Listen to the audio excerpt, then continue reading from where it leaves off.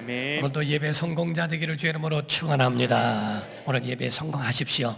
예배 시청자 되지 말고 예배 성공자 되기를 주의 이름으로 축원합니다. 모든 세상에 하나님이 모든 만물을 지으셨고 하나님은 만물의 주인이 되십니다. 이 권한을 하나님은 사람에게 주셔서 그 사람이 하나님이 다스리는 것처럼 그 모든 것들을 위임받아 모든 만물을 다스릴 수 있는 그런 권한을 부여받았습니다. 우리가 성경 가운데 은혜라는 말과 은총이라는 말을 두 가지를 계속적으로 병행하게 되는데요, 일반적인 은혜로서 이야기할 땐 보편적으로 이야기를 합니다.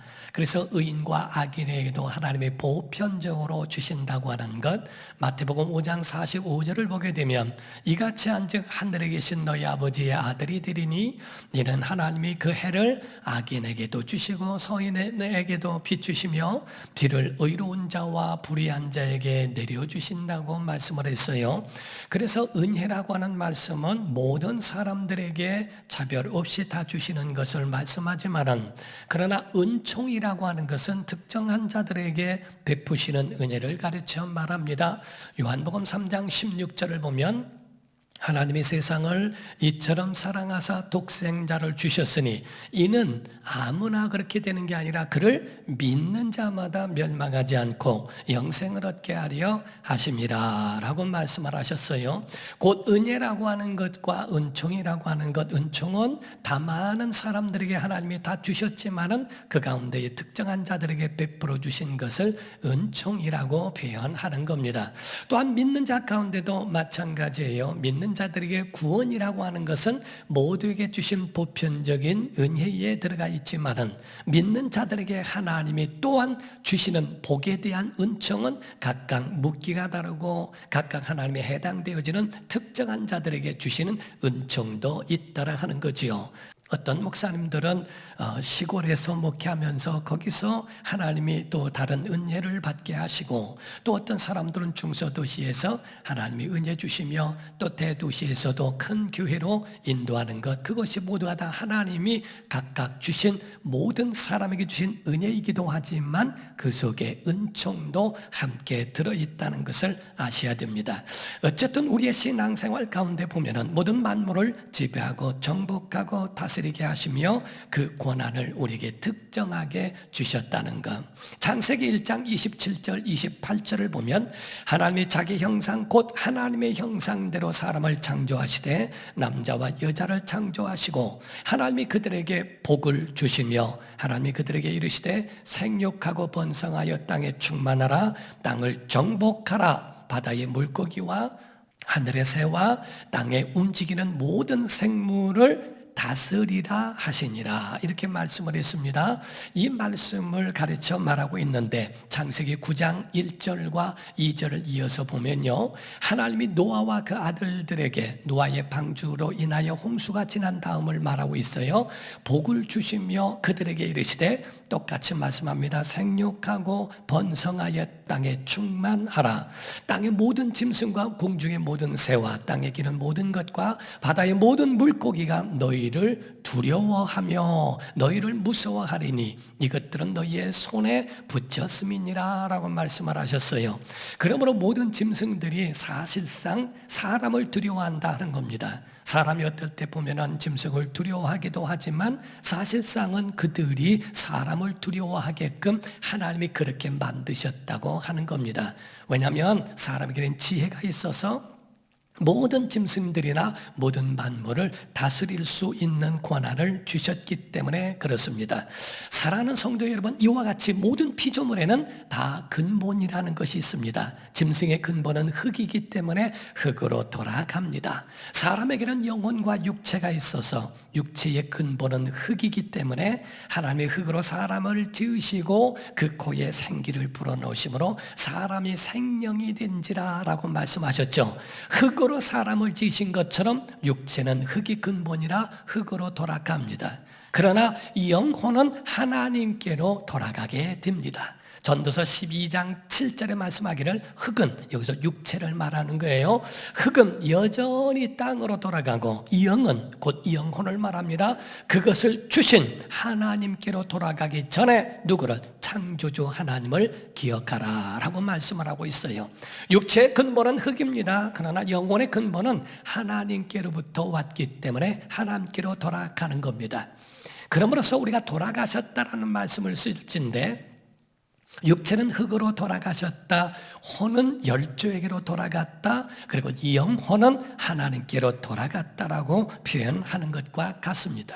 그러므로 육의 사람은 육이 끝이기 때문에 이 땅에 그저 잘 살고 잘 먹고 살다가 흙으로 끝나는 게 육의 사람이요, 예수를 믿어도 거기에 목적을 두고 흙으로 살아가는 육체적 삶으로 살다가 흙으로 끝나는 인생도 많이 있습니다.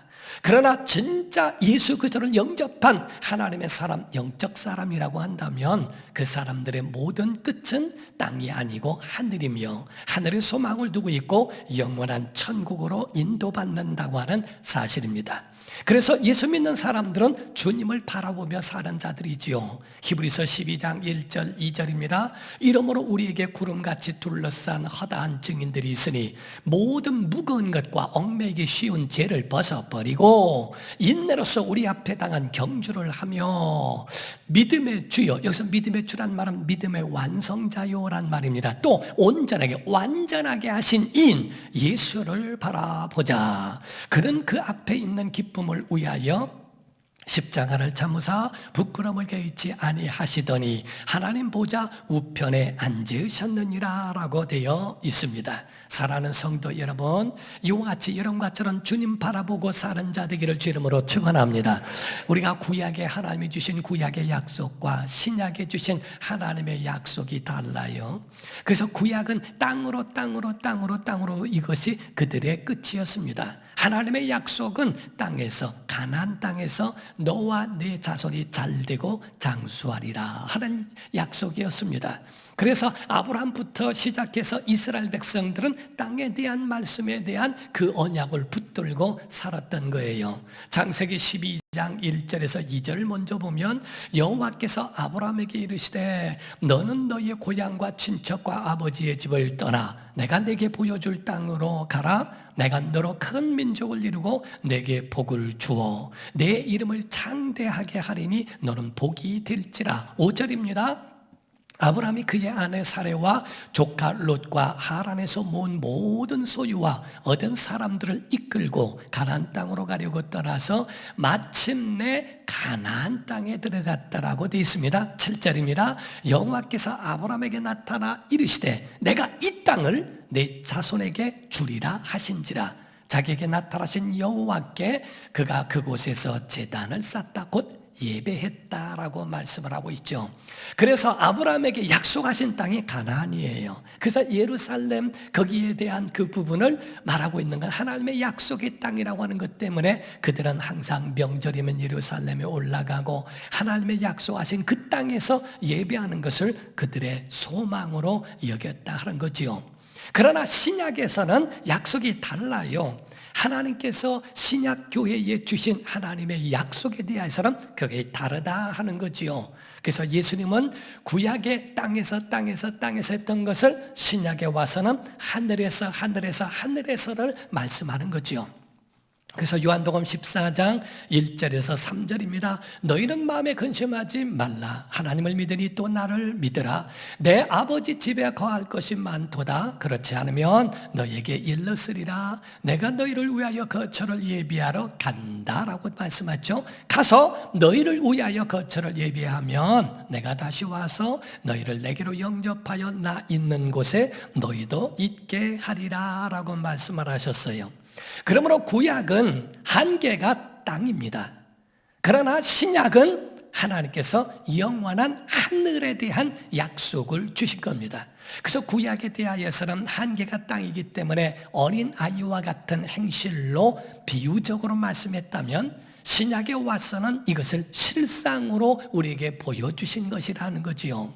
그러나 그것이 이어져 있습니다. 어린아이의 행실이 이제 그게 이어져서 성인까지 이어지지만은 그러나 형식들은 버리게 된다는 거지요. 어린아이의 형식은 버리죠. 그러니까 어린아이들은 어렸을 적에 까까 달라고 그럽니다. 사과 먹고 싶을 때도 똑같은 사과이지만은 짜과 이럽니다. 그런데 군대 갔다 와서 까까 이러고 짜과 그랬더니 얻어 터집니다. 그러니까 어렸을 적에는 그 가운데에 깎아달라고 그러고 짜과달라고 그러고 해가면서 빵빵 있다고 그러고 이렇게 하면서 얘기해도 나중에 장성한 다음에는 그게 사과라는 것, 과자라는 것, 그리고 자동차라는 것을 분명히 표현할 수 있는 것처럼 바로 구약에 있었던 신앙과 신약에 완성된 것이 그와 같이 비슷하지만 실상을 가지고 있는 것을 말하고 있죠. 출애굽에 대한 이야기를 합니다. 애굽에서 탈출한 것, 오늘날 신약에서는 죄에서 자유함을 얻은 것을 말합니다. 홍해를 걷는 것, 고린도전서 10장에는 홍해를 통하여 그들은 침례를 받았다라고 되어 있어요. 오늘날 우리가 죄에서부터 갈라질 수 있는 것은 바로 침례라는 의식이라고 말합니다. 광야를 가르쳐 광야 교회라고 한 것처럼 오늘날 침례받은 성도들이 교회 생활을 통하여 천국을 예비하게 하시고 준비하게 하시더니 요단강을 건너 가나안 땅으로 들어간 것, 아까도 찬양을 할 때에 나 가나안 땅 귀한 성에 들어가려고 라고 하는 것처럼 가나안 땅을 목표로 하고 목적으로 삼고 갔던 이스라엘 백성들이 요단강을 건너간 것처럼 오늘날 죽음의 강인 요단강을 건너 영원한 하나님의 나라에 들어가는 것을 말하고 있는 거죠. 우리가 예수 믿는 사람들이 장례를 치르게 되면 찬송 가운데에 며칠 후 요단강 건너가 만나리라고 말을 합니다. 곧 구약에 있었던 죄에서부터 자유함을 얻은 애굽에서 탈출한 출애굽한 이스라엘 사람들이 다 거쳐 요단강을 건너 가나안 땅에 들어간 것처럼 우리의 믿음의 생활도 이와 같이 실상인 하나님의 영원한 나라에 들어갔다고 성경에 말씀하고 있다는 사실이지요. 오늘 이 말씀을 통하여 오늘 하나님이 오늘 우리에게 주실 메시지를 들어야 합니다. 오늘 본문 가운데에 있는 말씀에 대해서는 요셉의 마지막에 대한 말씀이요, 야곱의 죽음에 대한 말씀, 또한 요셉의 죽음에 대한 말씀을 이야기하고 있다는 사실이에요. 야곱이 죽었습니다. 야곱이 죽은 다음에 형제들이 요셉을 두려워하기 시작합니다. 왜냐하면 자기들이 요셉에게 행한 잘못에 대하여 알고 있기 때문에 거기에 대해서 복수할까 봐 두려웠다는 거죠. 오늘 본문 말씀 50장 15절을 보게 되면 요셉의 형제들이 그들의 아버지가 죽었음을 보고 말하되 요셉이 혹시 우리를 미워하여 우리가 그에게 행한 모든 악을 다 갚지나 아니할까 하고 두려워했더라고 성경은 말하고 있지요. 그러므로서 정말 요셉이 아버지의 얼굴을 봐서 우리를 죽이지 못하고 우리를 해코지는 못했고 복수하지 못했지, 만약에 아버지가 세상을 떠난다면 그 모든 복수를 우리에게 하지 않겠나라고 하는 두려움 때문에 요셉을 찾아가게 됩니다. 그래서 요셉을 찾아가서 말하는데 거짓말을 하게 되죠. 16절 17절입니다 요셉에게 말을 전하여 이르되 당신의 아버지가 돌아가시기 전에 명령하여 이르시기를 너희는 이같이 요셉에게 이르라. 내 형들이 내게 악을 행하였을지라도 이제 바라건대 그들의 허물과 죄를 용서하라 하셨나니 당신 아버지의 하나님의 종들인 우리 죄를 이제 용서하소서 하며 요셉이 그들이 그에게 하는 말을 들을 때에 울었더라. 여러분, 우리가 상식적으로 한번 생각을 해보세요. 야곱이 만약에 그런 말을 했다면 형제들한테 야, 내가 죽으면 요셉한테 내가 죽이지 말라고 했다고 그래라, 복수하지 말라고 했다고 얘기해라, 이게 맞습니까? 아니면 요셉을 불러다가 야, 내가 죽으면 형제들한테 어떤 일도 행하지 말라고 요셉에게 말하는 게 옳습니까? 사실은 요셉에게 말할 말을 형제들한테 말했다는 말은 상식적으로도 맞지 않는 거예요.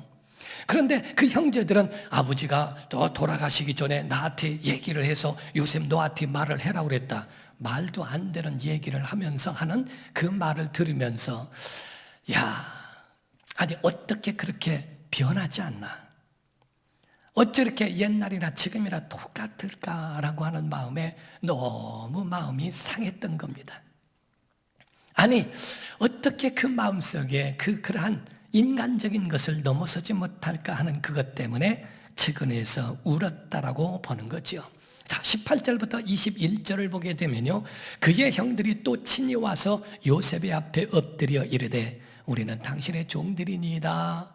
요셉이 그들에게 이르되 두려워하지 마소서, 내가 하나님을 대신하리이까. 당신들은 나를 해하려 하였으나 하나님은 그것을 선으로 바꾸사 오늘과 같이 많은 백성의 생명을 구원하게 하시려 하셨나니 당신들은 두려워하지 마소서, 내가 당신들과 당신들의 자녀를 기르리이다 하고 그들을 간곡한 말로 위로하였더라. 이렇게 되어 있어요. 아니, 그때는 얼마나 당당했습니까? 야, 요셉 꿈꾸는 자가 온다. 야, 죽여버릴까? 아이, 죽이지는 말자. 야, 우물에 집어 쳐넣어. 이거 뭐에다 넣었다가 야, 그냥 팔아버릴까? 각각 얼마나 당당하고 얼마나 악랄하고 얼마나 잔인하고, 아니 같은 형제이면서도 죽일까 팔을까 뭐 할까 짐승에게 내어줄까, 별 이런 이야기들을 통해서 그렇게 당당했던 자들이 자기들이 죽을까 봐 얼마나 비겁하고 비열한 모습을 보면서 얼마나 측은했을까. 이 요셉은 그것을 바라보면서 그들을 측은히 여기고 사랑하고 용서하고 또 자녀들까지도 내가 그들을 기르겠다고 하는 약속까지도 그에게 하더라는 거지요. 왜 그랬을까? 요셉이 이에 대하여 그렇게 사랑할 줄 알고 용서할 줄 알았던 것은 하나님의 성품을 알았기 때문이라는 겁니다. 하나님의 성품에 대하여 알았기 때문에 그에 대해서 말을 합니다. 어떤 말씀일까? 우리 20절을 다시 보게 됩니다. 당신들은 나를 해하려 하였으나 하나님은 그것을 선으로 바꾸사 오늘과 같이 많은 백성의 생명을 구원하게 하시려 하셨습니다 라고 하는 겁니다. 하나님은 악을 선으로 바꾸시는 하나님이시라는 것을 믿었다는 거지요. 그 요셉은 하나님의 성품에 대하여 확신이 그에게 있었다는 겁니다. 아, 이거는 하나님이 하신 거로구나. 당신들이 한 게 아니라 하나님이 나를 갈고 닦고 다듬는 일에 당신들을 쓰신 겁니다 라는 얘기입니다. 오늘날 여러분 속에 미움이 있고 시기되어지고 슬프고 아주 만나기 싫은 이런 사람들을 통하여 여러분들이 그 가운데에 갈고 닦고 다듬어졌다고 하는 것을 여러분이 아십니까? 그러나 성경에 하나님은 이 악을 선으로 바꾸사라고 돼 있어요. 그것이 우리를 좌절케 하고 절망하게 만든 것이 아니라 하나님은 그것을 악을 선으로 바꾸시고 곧 에덴 동산에서 버림을 받았던 온 인류와 인간들을 예수님은 십자가상에서 우리를 완전히 선으로 바꾸셔서 지옥의 사람들을 천국으로 바꾸어 주신 것을 보지 않습니까? 오늘 지금 예배하는 이 시간에도 하나님은 일하고 계시는 줄로 믿습니다. 여러분, 병든 자여 다 내게로 오라, 수고하고 무거운 짐진 자들아 다 내게로 오라, 내가 너희를 쉬게 하리라 라고 한 것처럼 여러분 무거운 짐 갖고 왔을 때 여러분을 하나님께서 다 만져주실 줄 믿습니다. 하나님 여러분을 고쳐주실 줄 믿습니다. 회복하게 하시고 여러분은 이와 같이 악을 선으로, 병을 건강으로 하나님이 바꾸어 주신다는 하나님의 성품을 믿었다 이 말이에요. 그런데 우리가 잊지 말아야 할 것이 하나 있어요. 그것은 믿지 않는 자에게는 아무런 일도 나오지 않는다는 것. 기도하지 않으면 아무 일도 나오지 않습니다. 순종하지 않으면 아무 일도 일어나지 않습니다. 물을 떠다 부어라, 그리고 떠다가 여러 자에 갖다 주어라. 주님이 말씀하시죠. 물을 떠다 붓지도 않고 떠다 주지 않으면 물이 포도주가 되게 하는 그러한 이적에 아무런 일도 일어나지 않습니다. 나아만이라고 하는 나병 환자에게 요단강에 가서 7번 목욕하라고 말합니다. 만약에 목욕하지 않았더라면 아무런 일도 일어나지 않습니다. 하나님의 약속의 말씀이 내 것이 된다면 그거는 믿어야만 되는 것이고, 기도하지 않으면 결단코 우리의 심령이나 우리의 가정이나 우리의 삶 속에 아무것도 일어나지 않습니다. 나는 교회 안에 와 있는데 왜 이렇습니까? 왜 나에게는 아무런 일도 없습니까? 믿지 않으면 아무런 일도 없고, 또한 기도하지 않고 순종하지 않으면 아무런 일도 일어나지 않는다는 것. 아멘 합시다. 항상 기뻐해야 됩니다. 쉬지 말고 기도해야 됩니다. 범사에 감사하기를 주 이름으로 축원합니다. 빌립보서 4장 4절에서 7절을 보게 되면 말씀을 합니다. 주 안에서 항상 기뻐하라. 내가 다시 말하노니 기뻐하라. 너희 관용을 모든 사람에게 알게 하라. 주께서 가까우시니라. 아무것도 염려하지 말고 다만 모든 일에 기도와 간구로 너희 구할 것을 감사함으로 하나님께 아뢰라. 기도하라는 거죠. 그리하면 모든 지각에 뛰어난 하나님의 평강이 그리스도 예수 안에서 너희 마음과 생각을 지키시리라 라고 되어 있어요. 이 사도 바울이 빌립보서를 지을 때는 편안할 때 기쁠 때 한 게 아닙니다. 모든 일이 잘 되고 변화하고 형통할 때 이 말을 한 게 아닙니다. 그는 옥에 갇혀 있으면서도 내가 너에게 말하노니 기뻐하라. 내가 다시 말하노니 기뻐하라. 기뻐하라고 말합니다. 염려하지 말아라. 하나님 앞에 감사함으로 아뢰면 지각에 뛰어난 하나님의 평강이 너희를 지켜주실 거라고 말씀하시는 거죠. 여러분과 저에게 있어서는 끝까지 하나님을 붙들고 살아가야 할 필요가 있고 하나님을 붙들고 살아갈 때 은혜 주실 줄로 믿습니다. 오늘 요셉이라고 하는 사람의 비전은 과연 무엇일까? 우리가 어떤 목적을 두고 갑니다. 그럴 때 그 목적을 달성하기 위해서는 목표라는 것이 있죠. 그래서 꿈 넘어 꿈이라고 하는 것처럼 우리가 지금의 꿈이 있지만 마지막에 그 꿈을 실현하기 위하여 꿈을 계속적으로 꾸지만 마지막 꿈은 뭘까? 그 비전은 우리에게 무엇이 있을까 하는 거예요. 여러분들은 지금 생각할 때 요셉에 대하여 어떤 것을 생각하고 있어요? 요셉에 대한 핵심, 요셉에 대한 이미지를 무엇으로 기억하고 있냐는 겁니다.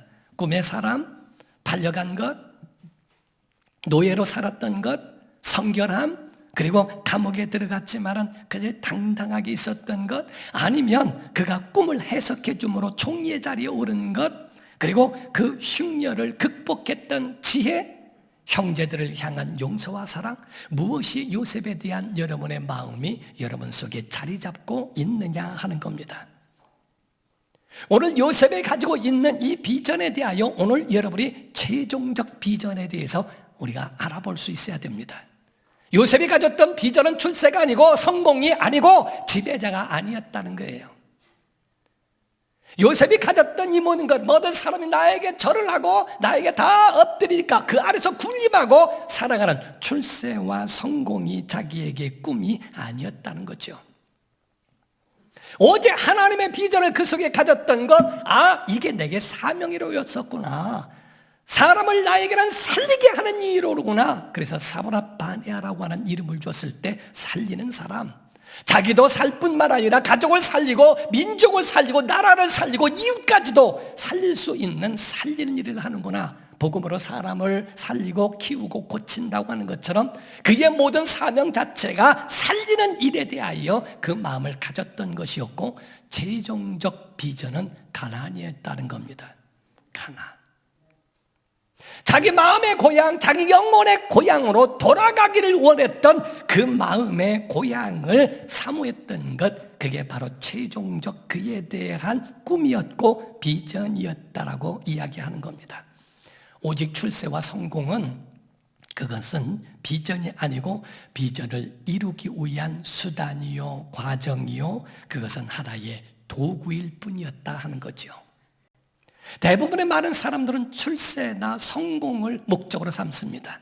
그래서 그거를 향하여 정말 있는 힘을 다하여 그 정상의 자리에 가면 허전한 뿐이고 허탈합니다.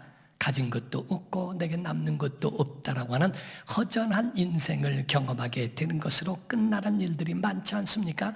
그런데 요셉이라고 하는 사람은 그렇지 않습니다. 그런 죽으면서 마지막 비전에 대한 그 꿈을 끝까지 명령하고 있는 것은 몸은 여기서 죽지만은 그러나 내 몸을 가나안으로 옮겨달라고 이야기를 합니다. 요셉이 거기서 내가 죽지만 그러나 내 몸을 만약에 애굽에서 나가게 될 때는 내 몸을 가나안까지 옮겨달라고 그렇게 부탁을 하고 거기에 대하여 약속을 얻어내더라 하는 거죠. 몸은 죽어도 비전은 죽지 아니하고 결국 그 비전을 바로 가나안 땅에 옮겨짐으로 맞춰지는 것을 보게 됩니다. 어느 마을에 어떤 장사하는 사람이요, 자꾸 우산을 잊어버린대요. 저는 어렸을 적부터 우산을 잘 받지 않았어요. 왜냐하면 우산을 잘 잊어버리거든요. 꼭 학교 갈 때는 비가 오는데 끝나고 나면 비가 그쳐서 그냥 오다가 우산을 자꾸 놓고 오는 겁니다. 그러다 보니까 이름을 써놓은 것도 아니고 하다 보니까 우산을 잊어버리면 어머니에게 한 소리를 들으니까 아예 잠깐 학교 갈 동안에 처마 밑으로 가면 되지. 그래서 비를 그냥 맞고 다녔던 그런 기억이 있어요. 그래서 웬만한 비에는 그냥 우산 쓰지 않고 그렇게 가기도 합니다. 그게 비가 좋아서 그렇다고 하지만은 사실 우산 잊어버릴까봐 그러는 겁니다. 근데 이 장사하던 사람도 우산을 자꾸 잊어버렸던 모양이에요. 부인한테 핀자를 듣고 이야기를 듣고 그러면서 하루는 여보 당신 꼭 이 우산 잊어버리면 안 돼, 잃어버리면 안 돼 하고 이 얘기를 했대요. 그래서 그 우산을 꼭 붙들고 가서 우산을 받고 장사를 다 하고 저녁에 전철 안에서도 우산을 꼭 붙들었답니다. 자기 아내에게 한 소리 듣지 않으려고 탁 하고 난 다음에 전철에서 나오면서 뿌듯했대요. 내가 우산을 오늘은 잊어버리지 않았다. 이제 아내에게 칭찬받겠지라고 갔는데 우산은 안 잊어버렸는데 돈가방을 잊어버렸대요. 우산은 붙들었는데 돈가방은 내려놓고 간 거예요. 사랑하는 성도 여러분, 우산보다 돈가방 놓고 잃어버린 것이 더 아쉽죠. 이것 잃어버리고 저것 잃어버렸어도 비전은 잃어버리지 말라는 거고요. 이것 잃어버리고 저것 잃어버려도 구원은 잊어버리지 말라는 겁니다. 비난 내려올 때 막 포탄이 떨어졌는데 비단을 내려왔대요. 막 한참 아래로 내려오는데 그 가운데에 포탄이 떨어지면서 그 파편으로 아버지가 그 자리에서 돌아가십니다. 아버지하고 막 붙들어가는데 포탄이 또 떨어지면서 어머니에게로 가서 어머니의 허리를 다쳐 일어나지를 못합니다. 어머니 하고 붙들고 막 어떻게 된 건가 막 그 난리통했는데 또 포탄이 떨어져 그 파편으로 자기 눈 하나를 잃어버렸대요. 그 가운데에 병원에 어머니를 앉혀놓고 아버지는 장례에 놓고 거기에 마음이 막 상한 겁니다. 하나님이 계시다면 하나님이 계시면 왜 내게 이런 일이 있을 수 있습니까? 하나님이 어디 있습니까? 하나님을 떠나버리고 하나님을 잃어버립니다. 그는 가서 구두를 닦고 하면서 어머니의 수술비를 마련했대요. 다 마련하고 하면서 어머니 기뻐해 주세요. 어머니의 수술비가 이제 마련됐어요 하고 말했더니 어머니의 첫 마디가 11조 뗐냐 그러더래요. 화가 머리끝까지 났습니다. 아니 세상에 어머니 그 말이 나옵니까? 하나님이 살아계시다면 한순간에 아버지 잃고 어머니 건강 허리 잃고 내 눈을 하나 잃었는데 하나님이 살아계시다면 아니 어디서 그런 얘기가 나옵니까? 하고 말을 했대요. 어머니가 껄껄 웃으면서 이 어리석은 녀석아 내 아버지 잃고 어머니 허리 건강 잃고 내 눈 잃어도 예수 잃으면 안 돼. 믿음 잃어버리면 안 돼. 천국 잃어버리면 안 돼. 이 녀석아 하더라는 거죠. 결국에 하나님 앞에 나가 기도하면서 하나님 어디 계십니까? 주님을 만나고 목사가 됩니다. 사랑하는 성도 여러분, 오늘날 우산 잃어버린 것만 생각합니까? 돈가방 잃어버린 것만 생각합니까? 교회 안에서 예수 안에서 하나님 이제 모든 것 세상 안 볼랍니다. 하나님 한 분이면 만족합니다. 충분합니다 라고 했던 사람이 어느덧 사람 때문에 시험 들지는 않습니까? 처음 사랑 잃어버리진 않았습니까? 여러분이 가졌던 열정과 사모함과 은혜를 한순간에 시험 때문에 잃어버리지는 않았습니까? 차라리 우산을 잃어버리는 것이 낫지 우리 속의 비전을 잃어버리고 우리 속의 구원과 생명을 잃어버리고 오늘날 작은 시험 때문에 교회를 다니지 못하고 방황하는 사람들도 굉장히 많은 것을 보았다 하는 거지요. 사랑하는 성도 여러분, 창세기의 시작은 창조로 시작했지만은 끝은 죽음으로 끝난다는 겁니다. 인생의 모든 것은 생명으로 시작됐지만 인생은 다 죽음이라는 것이 우리에게 다 끝을 맺고 있는 것, 이게 인생이래요. 애굽으로 들어간 것이 있으니까 출애굽이 있는 겁니다. 나가는 그런 하나님의 때가 그 가운데 있다라는 거지요. 요셉의 유언이 있습니다. 요셉의 유언한 건 자기의 유고를 출애굽할 때에 가져가라 라고 이야기를 한 것이고 과연 가나안 땅에 들어갔을 때에 그것을 이루게 됩니다. 여호수아 24장 32절에 말씀하기를 또 이스라엘 자손이 애굽에서 가져온 요셉의 뼈를 세겜에 장사하였으니 이곳은 야곱이 베크시타를 주고 세겜의 아버지 하몰의 자손들에게서 산 밭이라 그것이 요셉 자손의 기업이 되었더라라고 되어 있어요. 요셉은 애굽에 살았지만은 그는 가나안을 사모했던 사람입니다. 그래서 자기가 죽은 다음 110세에 요셉은 세상을 떠나게 되는데, 그런데 그때 죽은 뒤로부터 약 300년 동안을 땅에 있으며 미라로 두고 있었지만은 300년 뒤에 출애굽을 할 때에 내 뼈를 가져가라고 하는 그 말에 대한 유언대로 이루어지게 됐고, 그리고 세겜 땅에다가 장사 지낸 바 됐다라고 돼 있어요. 아니 지금 출애굽을 하는 와중에 또 홍해를 건너야 되는데 관 하나를 메고 끝까지 광야 40년 요단강을 건너서 가나안 땅으로, 아니 세상에 그 관이 뭐라고, 무슨 보물단지도 아니고 요셉의 그 관을 들고 다 그 여정을 함께 살아간 거랍니까? 요셉은 자기 몸은 죽었어도 300년 전에 죽었어도 300년 뒤에 그런 자기의 가나안 땅에 들어가는 그 모든 꿈과 비전을 결국 이루어내고 말더라 이 말이에요. 여러분, 요셉의 비전은 가나안이었어요. 여러분과 저의 비전은 하나님의 영광인 줄 믿습니다. 하나님의 영원한 나라가 우리의 비전인 줄로 믿습니다. 이 땅의 출세와 성공이 아니에요. 오늘날 예수 믿고 하나님이 나에게 이와 같이 복 주셨습니다, 복 주셨습니다, 이것으로 끝나는 게 따위가 아닙니다. 오늘날 예수 믿고 하나님 앞에 무슨 소원을 이루기 위하여 나오는 이것으로 끝나는 이런 사람들이 얼마나 많이 있는가. 요셉은 이 비전 때문에 참을 수 있고 용서할 수 있고 사랑할 수 있었다는 거지요. 이 비전 때문에 참고 견딜 수 있었다 하는 겁니다. 얼마나 억울한 일을 많이 당합니까? 꿈 때문에 시기와 질투를 사고 우물에 빠지고 떡 한 조각 가지고서 눈물로 빵을 먹습니다. 그 한치 앞을 알 수 없는 상황 속에 그 가운데에 애굽으로 팔려가게 됐고 노예로 살게 됩니다. 성결함 때문에 자기를 지키려고 했음에도 불구하고 누명을 쓰고 감옥에 갑니다. 이 모든 여정을 할 때에 다 힘들고 어려웠던 그러한 삶 아닙니까? 그런데도 불구하고 그가 이 비전 때문에 승리할 수 있었던 것은 하나님은 악을 선으로 바꾸신다고 하는 걸 믿었기 때문에. 여러분, 지금부터 아멘 해봅시다. 고린도전서에 보게 되면요 4장 8절에서 10절이요 여기서 아주 끝날 때마다 아멘 해주세요. 우리가 사방으로 우겨쌈을 당하여도 쌓이지 아니하며, 그렇게 해가지고는 쌓여요. 쌓이지 않으려면 좀 아멘 좀 크게 하세요. 우리가 사방으로 우겨쌈을 당해도 쌓이지 아니하며, 답답한 일을 당해도 낙심하지 아니하며, 박해를 받아도 버림받지 아니하며, 거꾸로 트림을 당하여도 망하지 아니하고, 우리가 항상 예수의 죽음을 몸에 짊어지면 예수의 생명이 또한 우리 몸에 나타나게 하려 함이라 라고 되어 있어요. 우리는 거꾸로 트림을 당하여도 망하지 않습니다. 우겨삶을 당해도 쌓이지 않습니다. 넘어져도 낙심하지 않는 것, 왜냐하면 악에서 선으로 바꾸시는 하나님이 우리와 함께 하시기 때문이라는 거지요. 여러분과 제가 알아야 될 거는요, 하나님이 우리를 고난 가운데 두시는 이유가 뭔지 아십니까? 하나님과 동행하는 법을 알게 하시려고.